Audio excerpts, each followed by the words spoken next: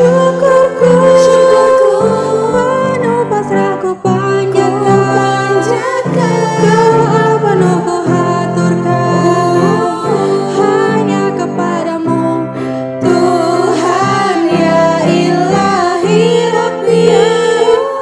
Tuntun dan bimbinglah kami agar dapat menikmati indah alam ini.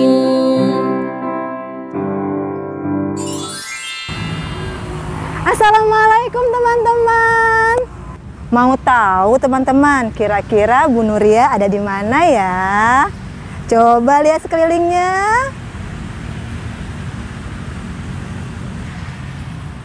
Yang sudah tahu, disimpan dulu ya jawabannya. Hari ini kita akan jalan-jalan. Bu Nuria tidak sendiri teman-teman, tapi ditemani oleh Bu Uswa. Ikuti terus Bu Nuria ya. Dah. Soli dan Soliha, hari ini Ibu berada di pintu air BKT Malakasari.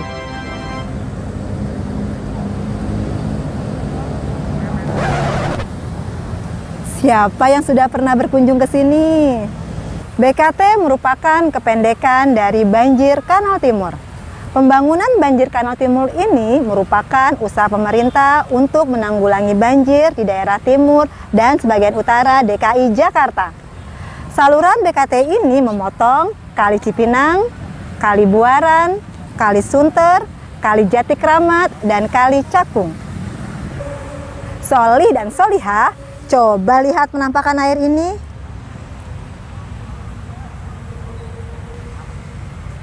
Apakah airnya dapat kita konsumsi untuk kehidupan sehari-hari? Dari penampakannya tentu tidak bisa, karena sudah tercemar oleh limbah industri dan limbah rumah tangga. Pencemaran air dapat mengganggu siklus air. Seperti yang kita ketahui, air merupakan kebutuhan penting dalam kehidupan sehari-hari.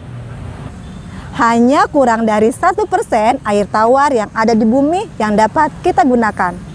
Namun, jika kondisi air tawar seperti ini, apa yang akan terjadi selanjutnya? Teman-teman, sekarang Bu Nuria akan menyusul Bu Uswa ke... Mau tahu? Ikuti terus Bu Nuria ya. Dah.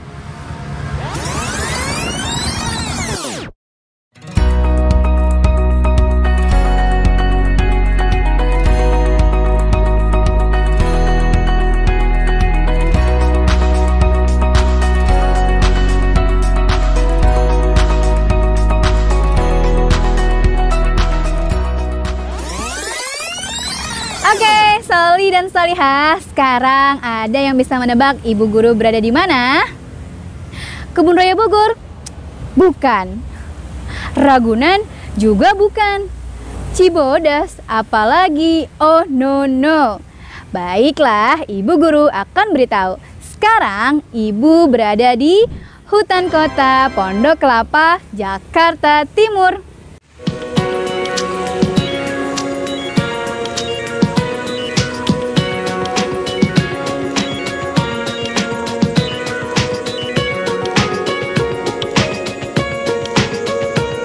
Bagaimana menurut kalian? Indah? Masya Allah. Segar ya pemandangannya. Soli dan Soliha, di hutan kota ini banyak terdapat pohon-pohon besar. Seperti yang kita ketahui, pohon memiliki banyak manfaat. Salah satunya sebagai penyuplai oksigen yang dibutuhkan untuk bernafas. Indonesia memiliki hutan yang luas. Oleh karenanya, Indonesia juga disebut sebagai paru-paru dunia.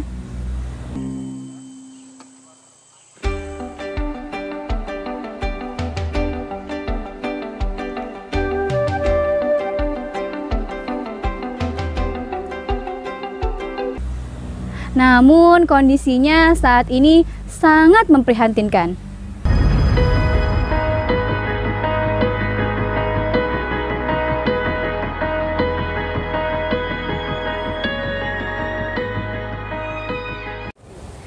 Menurut data FWI atau Forest Watch Indonesia pada tahun 2009 sampai 2013, Indonesia kehilangan hutan setiap tahunnya seluas 1,13 juta hektar, atau setiap menitnya Indonesia kehilangan 3 kali luas lapangan sepak bola. Bayangkan teman-teman, 3 kali luas lapangan sepak bola. Apa saja penyebabnya? Yuk kita cari tahu.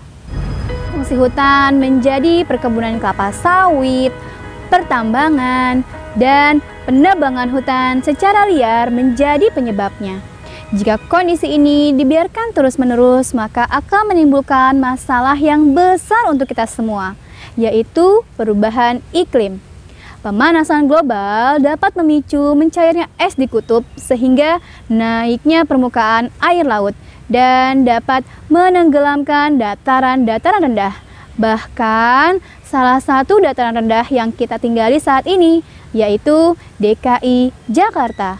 Apakah kalian ingin berada dalam kondisi tersebut? Sebagai negara kepulauan, Indonesia juga terancam tenggelam. Menurut Badan Riset Departemen Kelautan dan Perikanan, sejak tahun 2005, Indonesia sudah kehilangan sekitar 24 pulau dari 17.504 pulau-pulau. Jika tidak ada perbaikan lingkungan, diperkirakan hingga tahun 2030, Indonesia akan kehilangan sekitar 2.000 pulau. Saat ini, pulau yang terancam tenggelam di antaranya adalah ratusan pulau kecil di perairan Maluku, Pulau Batu Beranting, Nipa, Putri, dan Pelambong di daerah Batam, dan Pulau Cantik, Samalona, dan pantai selatan Sulawesi Barat yang diperkirakan akan menghilang tahun 2020. Sudah banyak masyarakat di Indonesia bagian pesisir yang juga sudah merasakan sedikit dampak pemanasan global. Bahkan Jawa sebagai pulau dengan penduduk terbanyak juga sudah mengalami dampaknya, misalnya air tanah yang sudah terasa asin.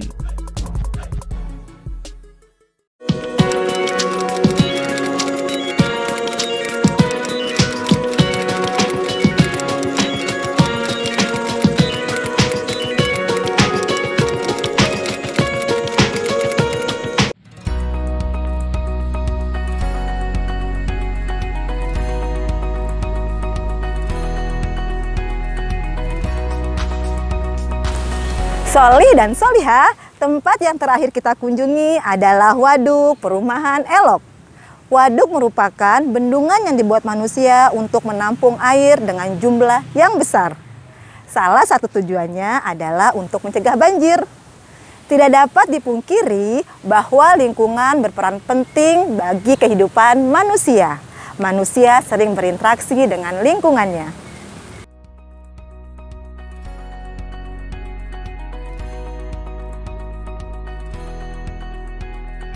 Teman-teman, hari ini Bu Nuria lagi ada di Waduk.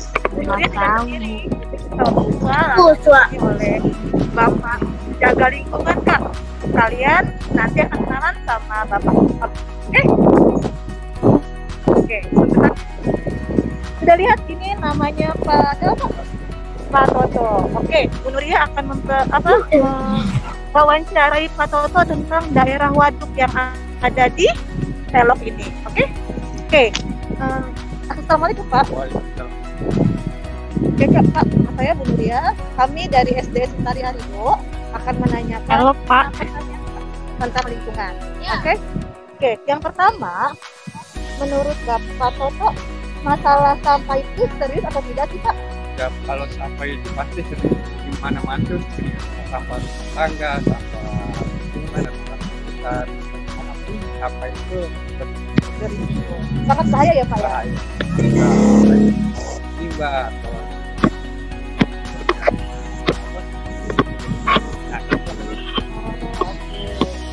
Lalu yang kedua nih Pak, bagaimana perasaan Bapak ketika melihat pengunjung di waduk ini membuang sampah sembarangan? Ya, kita sebenarnya cuma hanya aja ya, sebenarnya aturan untuk PRK itu kita laporkan itu bisa. Cuma kan ya kita untuk aja peringatan supaya mereka sadar gitu, supaya buang sampah pada tempatnya yang tidak ada di tempatnya ya. Oke, sudah disiapkan ya Pak di daerah waduk ini sebenarnya. Ada beberapa blok di situ, sampahnya juga ada. Nih teman-teman yang tinggal di daerah Elok, jika berkunjung ke waduk lalu membawa makanan, ingatkan ya sama Pak Toto untuk membuang sampah pada tempatnya. Karena Pak Toto dan timnya sudah menyiapkan 4 tempat sampah, Kak. Jadi ada tiap titik sampahnya ada. Jadi kalian tidak boleh membuang sampah sembarangan. Oke Pak, lanjut lagi nih ya Pak ya. Manfaat waduk di lingkungan Elok ini untuk apa ya Pak? Waduk itu kan untuk menanggulangi banjir itu ya. Kalau hujan besar atau apa itu menampung air yang dari luar. Kita itu di perumahan Perumahan Elok. Elok. Jadi sangat bermanfaat ya Pak ya? Ya sangat bermanfaat karena memang kan air itu dari perumahan itu kemarin semua. Oh gitu. Ya kalau itu waktu banjir hujan. Iya. Cuma kalau lagi buat ini ya santai, ini enak dan relax. Ada 2 manfaat ya Pak Manfaat. ya? Untuk mencegah banjir, lalu untuk buat santai ya di daerah santai, ini ya. banyak orang-orang migran Liburan mancing pun bisa ya Pak ya. Bisa. Cuma ya orang-orang itu banyak kan buat sampahnya nggak pada tempatnya ya. Wah teman-teman, ternyata yang mancing suka tidak buang sampah pada tempatnya. Jadi tinggal aja gitu. Jadi teman-teman, jika ada yang mancing di waduk ini, Bu Nuria ingatkan sekali lagi ya, jangan buang sampah sembarangan. Oke, yang terakhir nih Pak, harapan Bapak kepada pengunjung dan warga sekitar Elok agar jaga kelestariannya dan pemanfaatannya harus gimana nih Pak? Ya kalau untuk pengunjung jagalah lingkungan di sini, sekitarnya, namanya. Mereka tuh harus dijaga, jangan rusak. Soalnya kan itu kasihan juga, mereka kan butuh hidup juga gitu. Namanya kan menjaga polusi udara. Jadi kalaupun mereka di sini nggak kena polusi, jadi bisa santai. Terima kasih banyak ya Pak Toto untuk informasinya. Semoga Bapak makin semangat bekerjanya ya Pak, walaupun ada pengunjungnya akhirnya masih agak kurang. Masih nakal ya Pak ya? Oke teman-teman, boleh mengucapkan say thank you buat Pak Toto bersama-sama? Boleh Bu Uswa? Thank you. Terima kasih Pak Toto. Salam dari Bapak. Salam dari Bapak. Dadah, bye-bye.